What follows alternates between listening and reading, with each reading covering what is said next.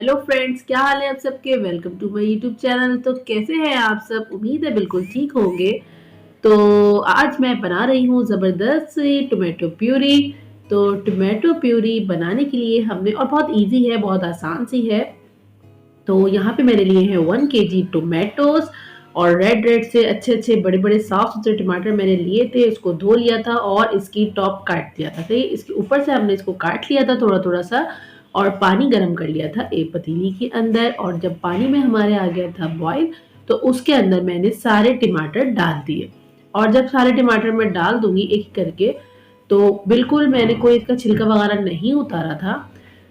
और टमाटर डालने के बाद उसको बस एक उबाल आने तक पकाऊंगी, और पकाने के बाद अब मैं इसको कर लूंगी ग्राइंड। आप थोड़ा सा ठंडा कर लीजिएगा, मैंने ठंडा नहीं किया था वीडियो की वजह से, कि मुझे जल्दी जल्दी बना के दिखाना था। और अब मैं इसको ग्राइंड कर लूंगी। सारे ही टमाटर मेरे एक दफ़ा में ग्राइंड हो जाएंगे बिना कोई पानी वगैरह डाले, क्योंकि उसके अंदर खुद पानी होता है।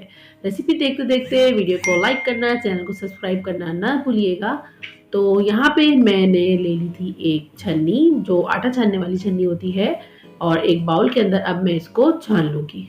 सही, अच्छा छानूँगी मैंने इसी वजह से छिलके नहीं उतारे थे, क्योंकि छिलके और बीज, जो इसका बीज होते हैं, ये तो हमारी सेहत के लिए बहुत ही नुकसानदेह होते हैं, और इसको पील ऑफ भी नहीं किया था हमने। सही, अब मैं इसको छान लूँगी। और टमाटर लाल होने चाहिए, क्योंकि जब जो टमाटर होते हैं वो लाल होते हैं तो ज़्यादा ही अच्छी प्यूरी बनती है।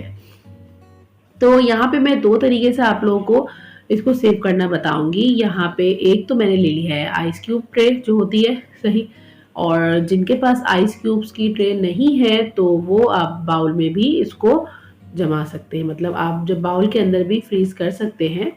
तो ताकि फिर क्या होगा, आप जब एक दिन हो जाता है ना उसको, जब आपने एक, जैसे आज हमने बना ली प्यूरी, और बनाने के बाद हमने उसको रख दिया दिन भर के लिए डीप फ्रीज़र में, तो शाम तक आप उसको छुरी की मदद से, जिस हिसाब से भी आपको उसकी कटिंग करनी है, आप वो कर लें। ये देखिए, एक तो हमने आइस ट्रे जमा ली थी, और इसके क्यूब्स बन जाएंगे बहुत आसानी से। आपको 2 क्यूब डालने हैं, 3 डालने हैं, जिस हिसाब से भी आपको डालना है आप डाल सकते हैं। और एक मैंने ये प्लेट टाइप की थी मेरे पास डिश, इस पे जमा दिया था, सही। और ये देखिए, जो हमारा आइस क्यूब्स भी हमारी जो थी, वो भी टोमेटो क्यूब्स बहुत अच्छी तैयार हो गई थी।